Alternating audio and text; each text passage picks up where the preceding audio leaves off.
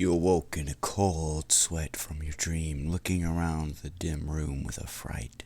You didn't remember anything that happened in it except for a loud bang at the end, but you just passed it off as a nightmare. It had been a recurring nightmare you've had for the past few days now.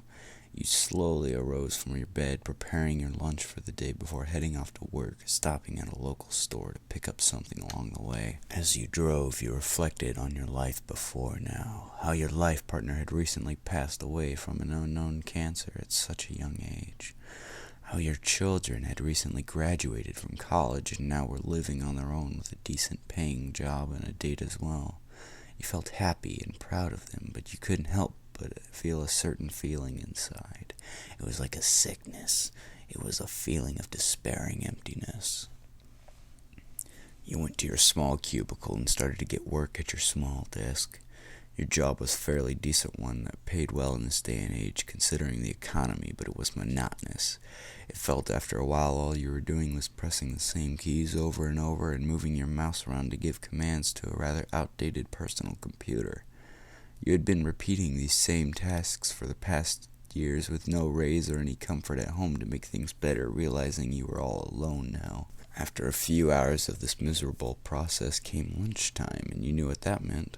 You quickly got up, bringing your lunchbox with you as you moved to where everybody else was eating. Stanley, a co-worker and a close friend here, waited for you at the water dispenser. He was wearing his usual work attire, a white shirt over black dress pants and a small red tie. He greeted you happily as you walked over to him, adjusting his brown glasses. You liked Stanley. He was a pleasure to chat with, at least at first, but the dullness settled in quickly as well. The two of you always ended up talking on the same subjects and discussions during every lunch hour. You were afraid to admit it to him, that he was becoming boring. That everything was, in fact. But you were afraid of how he'd react to that he just might care too much over it to you. You didn't want to shock and surprise him too much. He did, however, speculate that you were becoming increasingly more empty and bitter, but you always assured him that you were fine, and he stopped pursuing his questions. After a few minutes of this worthless congregation, you set off to eat your lunch for today. It was always the same thing every day, a ham sandwich with a banana. Sometimes he brought a soda, other times it was a mere water bottle.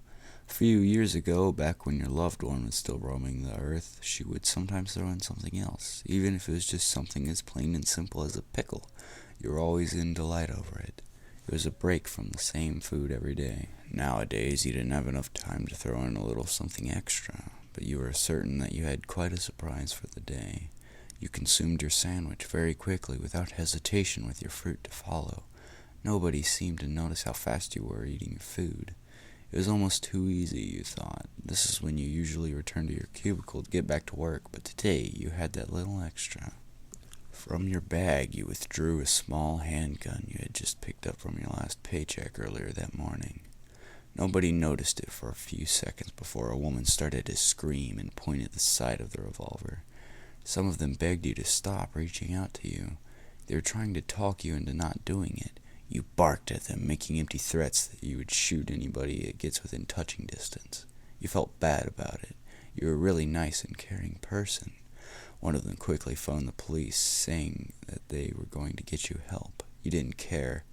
The dullness, the melancholy, the emptiness, it all had to end.